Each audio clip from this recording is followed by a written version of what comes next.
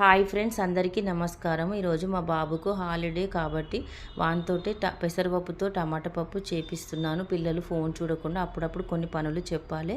దీనికి మనం ఒక కుక్కర్ తీసుకొని మనకు కావాల్సిన పెసరపప్పు తీసుకొని 2-3 టైమ్స్ క్లీన్ చేసి ఆ వాటర్ తీసేసి ఫ్రెష్ వాటర్ తీసుకొని అందులో ఆనియన్, ఒక 2-3 వెల్లుల్లి, మిర్చి, పసుపు, టమాటా వేసుకొని కొద్దిగా వాటర్ పోసుకోవాలి. ఆల్రెడీ నానిన పప్పు కాబట్టి కొద్దిగా వాటర్ సరిపోతుంది.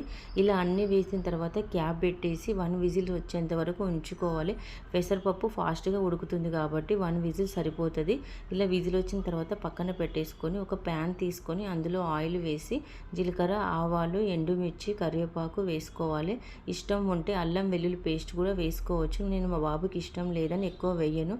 ఇలా పోపు బాగా గోలిన తర్వాత మనం ఉడకపెట్టుకున్న పప్పుని ఇందులో వేసి కొద్దిగా సాల్ట్, కారము, వాటర్ పోసి బాగా ఉడకబెట్టుకోవాలి. పప్పు ఎక్కువసేపు ఉడికితే చాలా బాగుంటుంది. టేస్టీ పెసరపప్పు టమాటా రెడీ.